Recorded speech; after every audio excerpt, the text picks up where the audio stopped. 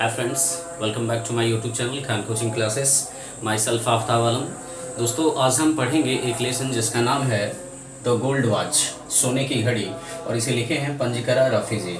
इस लेसन में कितने कैरेक्टर हैं वो बताने से पहले दोस्तों मैं चाहूँगा कि यदि अभी तक आप हमारे चैनल पर नए हैं तो हमारे चैनल को सब्सक्राइब जरूर कर लीजिए, बेल आइकन के बटन को दबा दीजिए ताकि सारे वीडियो आपको आने वाली जितने भी वीडियो हैं वो सारे वीडियो आपको प्रोवाइड होते रहें। दोस्तों एक बात और, वीडियो अच्छा लगे तो लाइक भी कर लीजिएगा दोस्तों, इसे शेयर भी करते रहिएगा। चलिए दोस्तों, समय नहीं गवाएंगे, सीधे सीधे आते हैं मुद्दे पर और बात करते हैं इस लेसन की।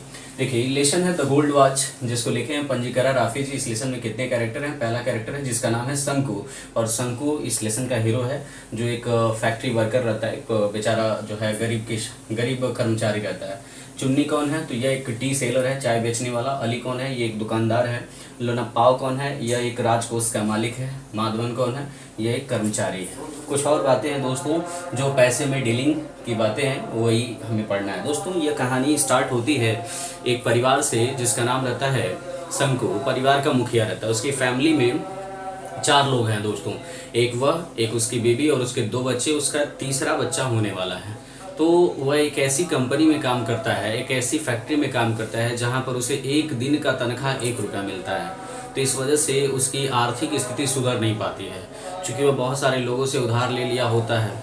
तो वो अपनी आर्थिक स्थिति को सुधारने की कोशिश करता है, और रात में कई रातों से, पिछले 15-16 रातों से वह ऐसे बेचारा सो रहा था और सो नहीं पा रहा था, केवल करवटें बदल रहा था।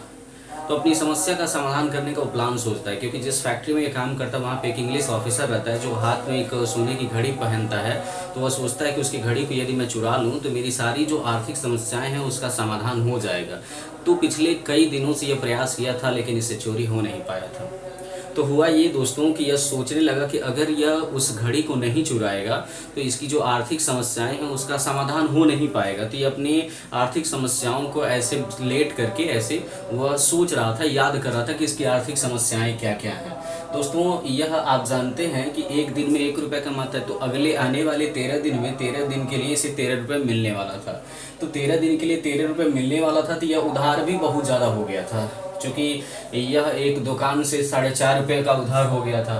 और अगर 13 दिन में 13 रुपये मिलता तो 4.5 रुपये इसमें से दे देता, तो बचता इसके पास टोटल कितना? 8.5 रुपये।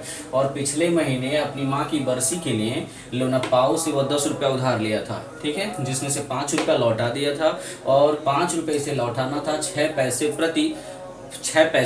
प्रति सप्ताह की दर से इसे लौटाना था। पिछले मतलब 1.5 रुपये पहले से चुन्नी का उधार था, चाय पिया था, और पिछले 2 सप्ताह में वो 3 रुपये से अधिक का चाय पी लिया था। तो 4.5 रुपये के आसपास में चाय वाले का भी उधार था। 6 रुपये अली का उधार था, वहाँ से दुकान से बीड़ी जो है चावल बीड़ी लेके आया था, वहाँ वो भी उधार था। जिस कमरे में रहता था उस कमरे का किराया 3 रुपये था, उस कमरे का भी भाड़ा जो था उसे भरना था 3 रुपये, ये भी था। 1 रुपये पिछले दिन ये अभी एक मछली बेचने आई थी, उस औरत से सब मछली लेकर के खाए थे, तो 1 रुपये उसका भी उधार था। और इसके अतिरिक्त ये अपनी वाइफ से 3 रुपये लिया हुआ था, ठीक है, 3 रुपये लिया हुआ था। तो वह अपनी वाइफ जो है उससे कहा था कि अगले वाली सैलरी में मैं तुम्हें 3 रुपये दे दूंगा। वो 3 रुपये कैसे थे दोस्तों? वो 3 रुपये ऐसे पैसे थे जिसे वह बचा करके अपने छोटे बच्चे की कमर की करधनी के लिए रखी थी, तो उससे भी लिया था। 3 रुपये उसको भी देना था। टोटल कर्जा इसका 22 रुपये 13 पैसा था।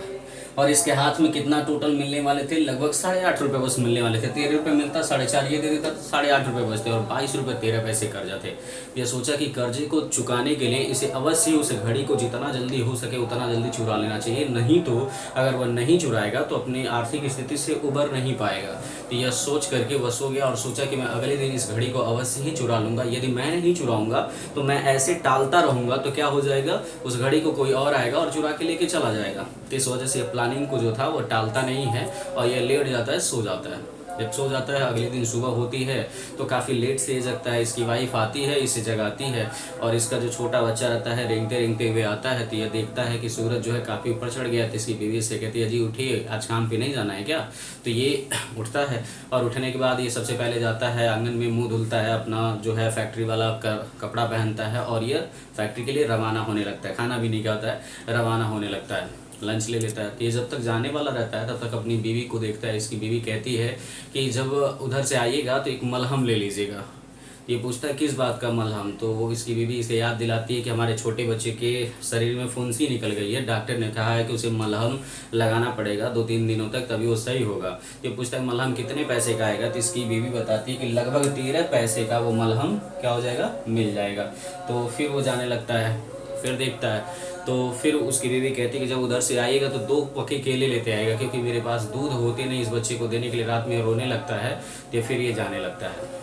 और जब यह फैक्ट्री पहुंचता है तो दोपहर में 1 बजे, जैसा कि जब भी लंच होता था तो वो जो अंग्रेजी ऑफिसर था, जो इंग्लिश ऑफिसर था, जब भी लंच होता था तो वह लंच करने चला जाता था 1 बजे और लौटता था 4 बजे। 1 बजे जाता था, 4 बजे लौटता था, लेकिन उसकी क्वालिटी थी, अपने सोने की घड़ी को क्या करता था, अपने टेबल पर रख देता था। और कोई व्यक्ति आसानी से अगर उस मतलब जिस रूम में वो बैठता था उस ऑफिस पे अगर कोई जाए तो खिड़की हमेशा खुली रहती थी, हाथ अंदर डाल करके वह सोने की घड़ी को ले चुरा सकता था। ये शंकु का प्लान तो ऑलरेडी से पहले से भी इसको पता था कि इसे घड़ी चुराना है, तो कई दिनों से प्रयास भी किया था।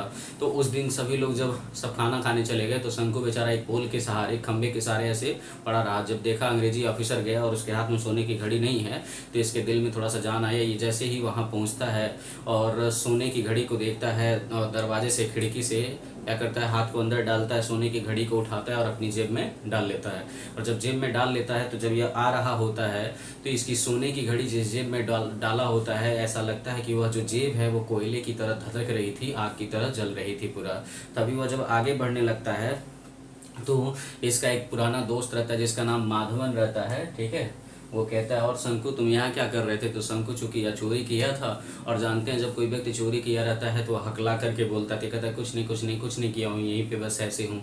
तो ऐसे वो हंसी में कह देता हाँ हाँ मैं जान रहा हूँ कि तुमने कुछ किया है। तो शंकु के मतलब माधवन इतना कहेंगे चला जाता है इतना कहने के बाद वो चला जाता है। शंकु को ऐसा लगता है शायद मुझे यह चोरी करते हुए अवश्य ही देख लिया होगा, ये जाएगा मालिक को बता देगा, मुझे नौकरी से निकाला जाएगा, मुझे कुत्ते की तरह पीटा जाएगा। क्योंकि पिछले महीने एक वर्कर जो था वो छाता चोरी किया था, इसकी वजह से उसे नौकरी से निकाल दिया गया था। ये तो मालिक का क्या किया है, सोने की घड़ी चुराया, तो इसके साथ क्या होगा। तो शंकु यही सब सोच करके ये सोचता है कि बहुत सारे लोग गालियाँ देंगे, गालियाँ पड़ेंगी, इस वजह से वह सोने की घड़ी को फिर दोबारा वापस जाता है। और वापस जाने के बाद सोने की घड़ी को जिस स्थान पे रहता है उस स्थान पे घड़ी निकालता है अपनी जेब से और सोने की घड़ी को रखता है और फिर वहाँ से चुपचाप से चला आता है। और इस तरीके से उसका जो कर्जा रहता है उससे कभी मुक्त नहीं हो पाता है और कहानी हमारी समाप्त होती है। दोस्तों आई होप, मुझे लगता है कि आपको स्टोरी सुनने के बाद कोई आगे से समस्या नहीं आएगी। अब आप आसानी से इसका क्वेश्चन आंसर हल कर सकते हैं। दोस्तों फिर मिलेंगे नेक्स्ट वीडियो में, till then take care, bye bye.